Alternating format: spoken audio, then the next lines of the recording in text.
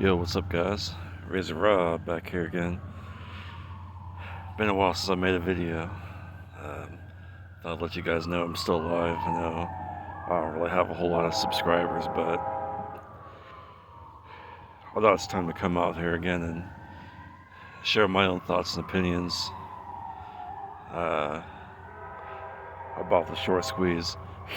That sounds like a fucking Lou versus Wall Street video out here. All these fucking sirens and shit. No, but all jokes aside. Uh, Yeah, I'm far away from him. I'm in Indiana. I'm probably like 600 miles away from that dude, but sounds about the same. But yeah, I've been watching AMC Bigums here lately. I know a lot of you guys do. For those who don't, I highly recommend you check him out. He is like the best by far I've seen with all of his information he knows. I mean, he's just like A1. If you guys know anybody better, you better let me know because that guy knows a lot. If he's making shit up, he's pulling a lot of stuff out of his ass. So, um, my main goal with my channel is to offer something different than what about everybody else is doing. Everybody else is trying to, you know, put out info, if you will, about, you know, what's going on with Ape, are we close, Melvin Capital's liquidating, the squeeze is imminent. Whoa. It's like, we've seen those videos for months now, so we just gotta think about other stuff like what are we gonna do when it squeezes, how are we gonna take care of business during the squeeze, after the squeeze, what events are gonna take place, what should we be prepared for, you know. It's just there's a lot to think about more than just, well, when is the squeeze gonna take place? We need to talk about other stuff because, we already pretty much know that this is probably going to happen. There's no two ways about it. I mean, we got them in a stalemate. So we need to take, we need to capitalize on this time that we actually do have because it'll be up before you know it. And we need to think about how we're going to take our money. Obviously, I'm not CFA. I can't give you guys advice, but I can give you guys examples, of what you could do. Not for me. Oh, God. Yeah, I don't watch Lou anymore. I haven't watched him in months. We're about to get banked up next month. Whatever, man. That was like 14, 15 months ago. Anywho.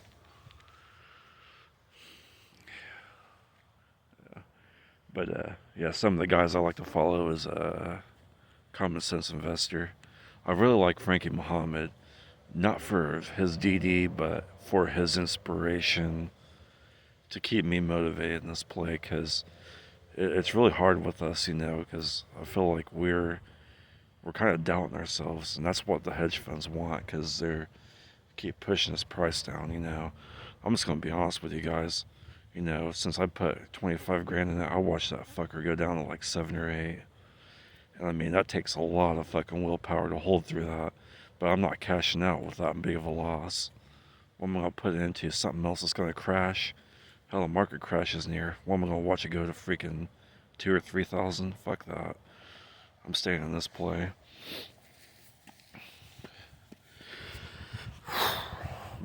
But yeah, again, more back on topic here. I've been searching other options about what to invest in. I've recently found out something like Vinovest, where you can actually invest in fine wines, and you can outperform the S&P with those returns. And I think it's recession proof. So that's definitely something to look into if you guys are interested. Obviously, I don't promote it or anything.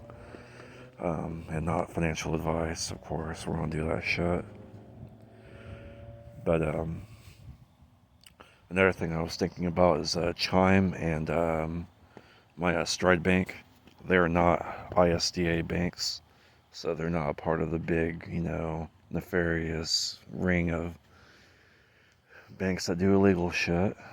So they should be pretty safe. I have a credit union. I know it's a big thing. A lot. They're like saying, credit unions are really safe. So that's something to look into because they're not for profit organizations. They're not like JP Morgan, freaking smuggling 5 tons of cocaine and going to strip clubs and stuff. But,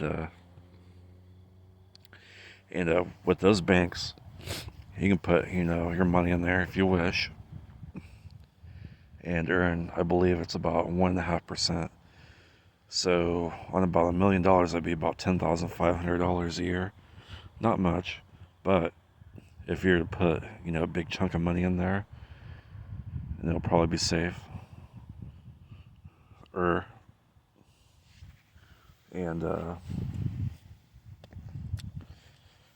you earn a little interest on it, still have it, you know, sit there, chill, wait for the right time to invest, pop that money in the stock market, that crash happens. You see Coca-Cola go from like $56 to $27, and you can buy it for half price. And then whenever it goes back up, you can double your money and earn dividends on it. At what, 2.9%? So $1 million, that'd be what, 29 grand, a year. Every quarter, that'd be what, 14,500. About $7,250 every quarter you get paid. You get paid about 9 p.m. I found that out on dividends. I've been recently doing that. So, yeah, it's mean.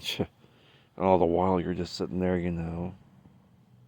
doing whatever you want to do in life instead of working for somebody else, making them rich, stressed out, spend time with your family. You got kids, you're not sitting there. And I mean, I know it's bad here where it's at. I mean, it's probably bad everywhere too. Just nobody wants to work. They keep going through all the good workers, and they eventually, I'm not trying to sound mean, but then they hire people that just, you're just like, why the fuck did they do that? Jesus Christ. But, yeah, it's just a hard time all around, but just remember, the stock market has never produced a negative result in any 10-year period, even during the Great Recession in the 30s. Look at the chart, zoom out. 1987 stock crash, 2008. This is supposed to be 2008 on steroids / crack, whatever. All I look at it is a really good buying opportunity. Me personally, I'm using my Chime card, kind of paying off a couple of things, get my credit back up. Then when the housing market comes around, and if the squeeze happens, then I can get a 30-year mortgage, and I'll have the credit, and I can do that, have the money put down, then I can have less money going out, still have a place to live, and I have all that money freed up to make more cash by investing it. And I think that brings me to my next point. I'm going to try to keep this video fairly short. But I know we need to think about ways to preserve our capital, after the squeeze. I hate to say this, but a lot of people after the squeeze, they are so indoctrinated with the consumer mindset that we're we're we're, we're wired to be spenders.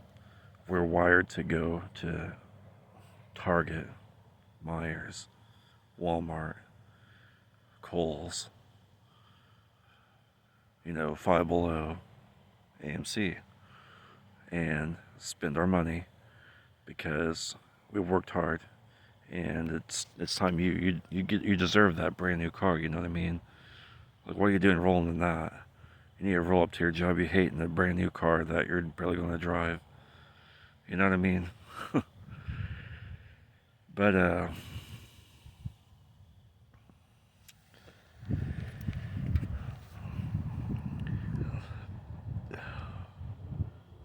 I I grew up, with my parents. They owned rental houses.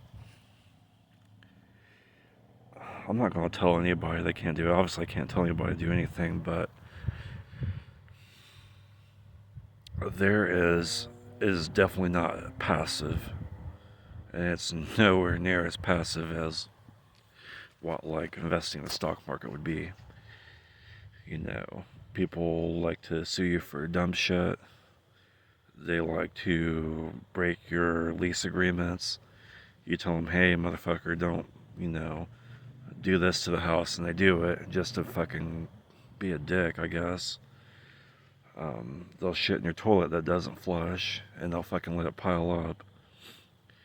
Or they'll pee in a fucking water bottle and they'll fucking throw out the window. Or the list goes on and on. I have seen a lot of shit. And that's one of the big ways to use it for like cash flow. Because if you do anything anyway else, like if you actually buy it, I mean, you have to sit on it for a while. You have to make sure you buy it at a good time of the year, like when the prices are down, and the crash coming up would probably be a good time. But then you gotta make sure you get a good inspector that's not gonna fucking miss shit, because they miss shit a lot. Like wiring issues, fucking mold issues, fucking flooring issues. Like they just go check out outlets and go, oh, that's running right. Oh, fucking, oh, the roof looks good, and fucking walk out and charge you $500. I mean, there's just a lot involved with houses, but I don't want to scare anybody off. I just want to let you know if you want to go that route, um, find somebody that has done it for a long time and sit there, talk with them, buy them dinner, offer if they don't want to, offer them a couple $100 because it's worth its weight in gold. Somebody that knows all that information. So the second one is stocks. A lot easier. A lot easier. These stupid articles come out and try to put fear in everybody's fucking. Oh, this is the time to sell. No, it's the time to buy, bitch. It's not for me. I'll stop that. But yeah, I don't think a lot of people like him now. Apparently. Yeah, a good channel I watch is Everything Money. Break it down really good. Show you how to evaluate stocks and everything. Um, yeah, I highly recommend them. I kind of stay away from the options part for a while. That takes quite a bit of capital, and that's a little bit more speculative, in my opinion. Just my opinion. But doing the value investor thing like Warren Buffett, everybody knows him. Putting your money in, at a good point, and just being patient. So, stock market is it's a place where money is transferred from the impatient to the patient. So that's a big thing with life, anyways. Being patient. We're learning this with AMC. Now we got Ape, Highcroft Mine. Obviously we're a lot closer than we've been before. We probably still got some time though. Those are the two big ones, though, that I can tell you that I can think of. That vinyl vest, I'm kind of looking into it a little more. But that seems like a decent option. I know when I do get a house, one thing I would like to do is buy a couple of cars that I think will be very desirable. But I plan on keeping those, though. That'll be more of like a pleasure part of my portfolio. So like I'm not just buying the cars to, you know, just for pure pleasure. Like they'll increase in value as well. Like if you think about like a manual transmission, those will probably be a thing of the past in the near future. No, let alone a gasoline car, or you know, a desirable exotic car. You know, something with, I don't know, a gated shifter, a little bull on the emblem. I don't know, but just make sure whatever you buy has to be for you. That's the one thing I will tell you. That's my advice. Do it for you. I'll kind of wrap it up a little bit. My battery's getting low, but I'll leave you guys with that for the night. Whatever you do after the squeeze, do it for you. Do it with meaning.